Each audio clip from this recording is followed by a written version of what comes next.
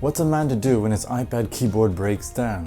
Does he go to Clamshell case or whatever it's called and pay 200 bucks for a case for an iPad that's no longer worth 400 bucks? Does he upgrade or side grade or whatever to a different iPad, like a newer one, lose a bit of money in the process? Does he go down to an older one, get a clamshell case again so he can type? Does he get a laptop? He's been told by people like John Gruber and like all these professionals out there that the iPad is like made for professionals and all that. So I got this bad boy here from AliExpress. Check it out, it's got an Apple cutout logo for your iPad. So in case you want to show everyone they've got an Apple for some reason. It's not airtight there, so you're going to get dust and stuff in there because this bloody hole has to show the bloody Apple logo. Why do you want to see the Apple logo? What is it, like 70% of college students in the United States have Apple computers? Is it special to own an Apple? When everyone has the Force or potential to have the Force, what's the point of the Force? You know? It came in a plastic like sleeve, just like one of those ones that looks like a post office is wrapped a whole bunch of tape and there's like, yeah, forget it, we'll put it in a plastic bag. Yeah. And then a plastic label, and inside was 1 or 2 layers of bubble wrap. So the whole thing was like this thick, maybe. And I was like, well, you know, it was handled by Yamato or something like that. So on the Japan side, I figured it's probably okay. I opened it up and gee whiz, the power button was so bent in, it turned the iPad off. And then because it was still pressed, it went into an endless cycle of restart, boot up, restart, boot up, restart, boot up. And I was like, this isn't gonna work. Whatever. The clamshell is actually supposed to go down like this smoothly, and there's rubber stoppers right in the middle. And that's pretty cool. But the sides then push up and actually touch the metal on the other side. There was blackened scars on the right-hand side. I first talked to the company that shipped it. I was like, the thing arrived damaged. Here's some pictures. And they looked at the pictures and like, are you sure it was us that sent that? And I was like, I bought it from you. They're like, well, show us the packing box and all that. And I was like, there was no box. They're like, oh, well, I mean, show us the stuff that was in it. So I showed them plastic bag that it came in. And then I showed them the bookmark that came with it. And the bookmark was like, hey, give us a really good rating and you'll get a discount on your next purchase. I'm like, no, I don't think so. So I showed them that and it had their name on it. Like literally the name of the person that was typing in the message box was, I don't know, whatever it was, surname. And then it showed a different person with the same surname. So it's either a wife and husband team or a brother and husband team or something like that, whatever it is. Same team, same store, everything. And then the next reply was, we'll check with our shipper. We'll check with our shipper. It was about 3 days. I hadn't heard anything. I was like, hey, any update? And he's like, I'm checking with my boss. You'd think they'd be like, well, it's a customer, you know, and he's not satisfied and it's not that much money. And the thing is definitely damaged. It's damaged. I mean, look at that. His pictures prove it. How we shipped it. I mean, it's a mess. We should fix this. We should make sure this guy is not upset. You know, we want to make sure that we're making our customers happy. And the best way to do that would probably be, after all this, to just say, listen, we'll send a new one. And you know what? We'll even send it in a box. So after blaming everyone from the shipper to saying it wasn't even them that sold it, he then blamed me. He's like, you should have asked for a box. Shame on you. Shame on you. And I'm like, what? Every time you order something electronic, or you order something that's expensive, or you order something that's heavy, it's going to be shipped in a box to make sure it's not damaged. When this company's like, nope, you should have ordered it. We send things in a plastic bag, and we've never had problems before. I don't think that's true. Anyway, I escalated to AliExpress, and they're like, send us videos, send them video.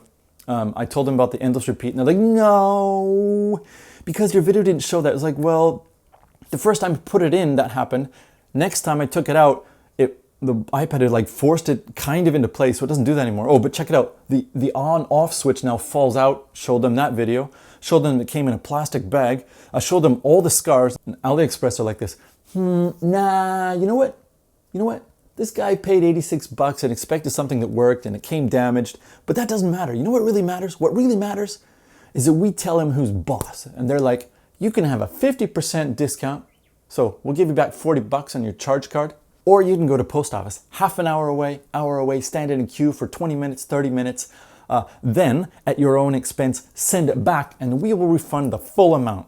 Of course, sending it back is going to cost more. So in the end, I'm actually going to lose money on this thing that I'll get a refund for. That's definitely how you treat a customer, hey? So that's AliExpress. Everyone's like, AliExpress is just fine. They're just like Amazon, there's like a Chinese version of Amazon. They have the same return policy and all that. And I'm like, cool, man, cool. And I heard some great stories. And then I didn't bother to look at who was writing it, but it seems like they had this kind of a shady way of writing everything for something that was wonderfully Chinese. It was a bad purchase, a bad experience. I'm not going to use AliExpress again. I will not recommend it to anyone, ever. If you have a problem, they're not going to fix it. The company that's going to send it to you is going to be like, nah, buyer beware, buyer beware. You should have known that we would have shipped it in a bag. You should have known that. And it's not our fault anyway. It's probably the drunk guy in the forklift. We can't be blamed for that. It was him. And if you find out that it was actually them, they're like, well, let me contact my boss. And all they're doing is counting the days. 15, 14, 13, 12, what's after 12? 11, 10, 9, 8, 7, 6, 5, 4, 3, 2, 1, until you have no more time in your claim. And it's like, it's yours. But in case the social credit score is going to come over eventually to Japan and America and wherever else in Canada, I love everything about China. This is obviously probably sabotaged, maybe by the Russians, maybe by the Americans, maybe these boomer conservatives. People that sold this thing were not Chinese. They were not part of the state. They definitely didn't, don't put into your, like it there, this was not, whatever. So here's my dramatization of AliExpress and the company that shipped this thing. Like if they were packing up something else that were not this this iPad thing, all right? So check it out. Hey, you!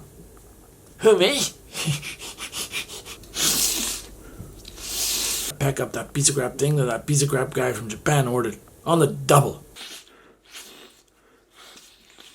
I'll get right to it. And you'll save my boss a little bit of money if I don't use a box and I just use 2 layers of plastic and put it in a plastic bag. I'll be perfect.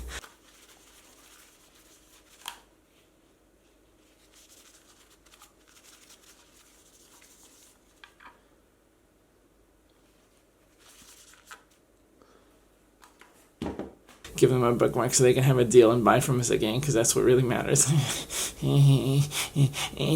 Chi-fi. I'll make sure that I send it myself, because you can never trust anyone else but yourself, you know. I'll make sure I send it myself, put it in the post box, okay?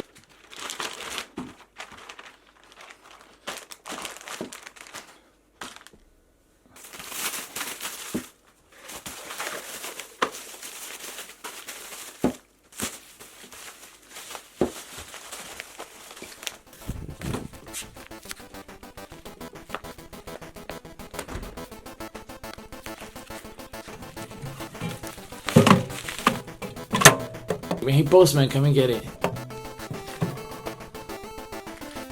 Anyway, I'll see you later, okay? Bye.